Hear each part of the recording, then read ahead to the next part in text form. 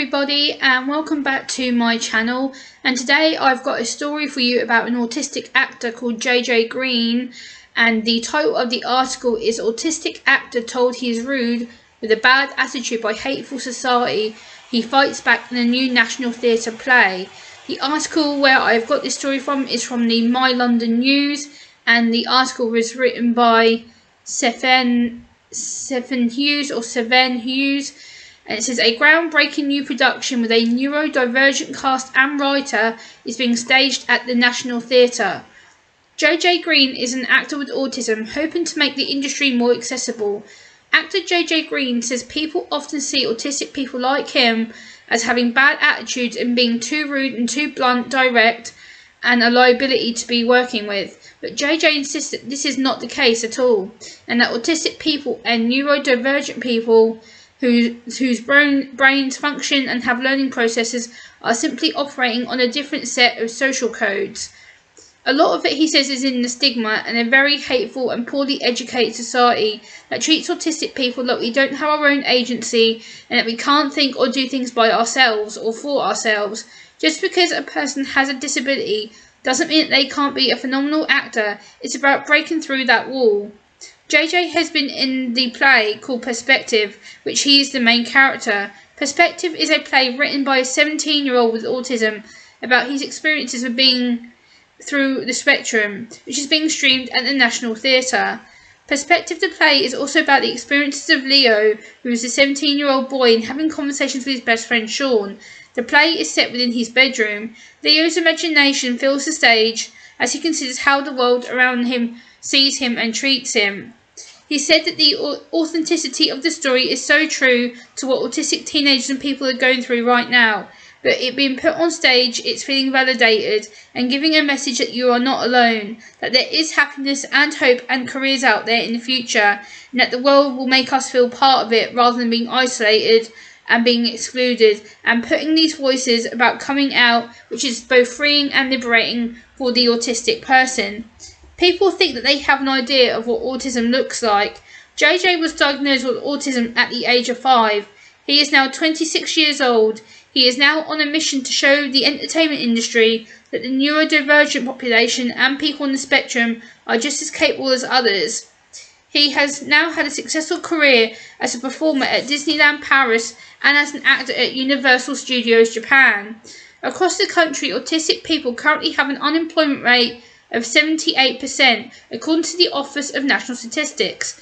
JJ said it is totally shocking, especially when so much creativity comes hand in hand with people being on the spectrum. He has also said that there is a lot of hate, prejudice and ableism surrounding autism. Going back to things such as Rain Man, people think they have an idea about what autism is or what we look like. We have a right to have our stories and our voices heard. We have talent and ambition, drive and capability to tell our own stories in a way that will give you an authentic portrayal and education. So how can we make theatre more accessible? JJ is currently working on a guide with Equality UK to help the entertainment industry become more accessible to people on the neurodivergent spectrum. Adaptations such as lighting and asking questions. We have to remember that each and every autistic person is different. It's about allowing them to say that these are my needs and this is what you need to do to help me. So what are my thoughts on this article as an autistic woman and a disabled woman? So, number 1. I agree with JJ that society sees us as being rude or too blunt. I've been told this many times over the years of being diagnosed. I also agree with JJ that we operate on a different set of social codes. I also agree with JJ that society is still very poorly educated on autism and that they see us as being incapable and mentally not capable. I do disagree though with JJ that there isn't enough authenticity in autism. I think people are simply too scared or too nervous to speak out on autism and their experiences because of the media stereotypes or how they are going to be portrayed or seen or looked at as somebody on the spectrum. So I think for us, again, it's just a thing of being scared and nervous. I also do agree, though, with JJ that the world does not include us and that it often excludes us and talks to us like we're stupid. The world needs to become more inclusive, including having reasonable adjustments. So again, it's things like lighting, it's things like having someone trained in autism, it's having adaptational stages, it's about having accessible microphones, it's about having wheelchairs, it's about having things that help us to function, to perform to the best of our ability. It's something that, like having, for instance, accessible curtains that pull close instead of shutting, that you have to pull them shut. There's about having accessible walking rooms to, like, when you're getting changed, like accessible dressing rooms, accessible furniture, accessible food standards. So a lot of people on the spectrum and neurodivergent spectrum have problems with food. So again, it's just little things like that that need to be considered and looked into. I also agree with JJ that the entertainment industry needs to have more knowledge and lived experiences of people with autism. Again, it's about diversity, it's inclusion, it's training, it's equality, it's understanding, it's offering the theatre up to be open to autistic people in general. It's about getting someone like me into that theatre and saying, hey, okay, how is it best that we can work together? How is it best that we can support each other and get more people on the neurodivergent spectrum and people with autism in the performing arts industry, entertainment industry, the theatre industry, the movie industry, the musical industry, things like that, that people like us are often excluded from, or told we can't do it, or we won't be able to cope in that environment because of noise and sensitivities and travel, things like that, that are often judged and put against us. It's like, oh, no, you can't do this because you're on spectrum. No, it's about working together to see how we can best support each other and how we can get there to help each other out.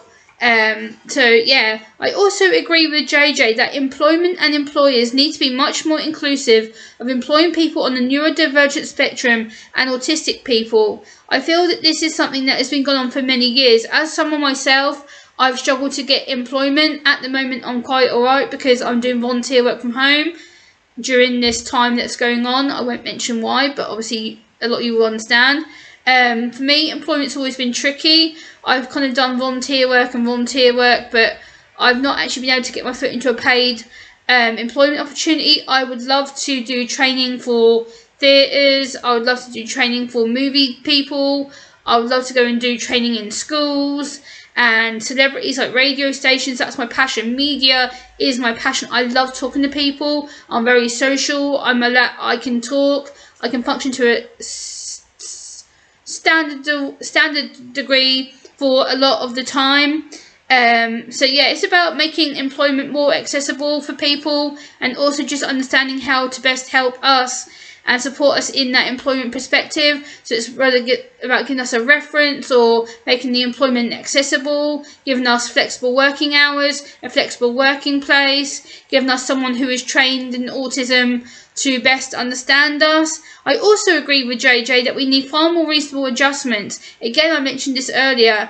It's about giving us our own voices, our own experiences, and we need to be able to talk to you and understand that we need just a little bit more support. So whether that's adjusting lighting, again, having set breaks, having a flexible work schedule, giving us more time to do the job rather than giving us a standard lot of work hours. So what are my final thoughts as an autistic woman on this topic?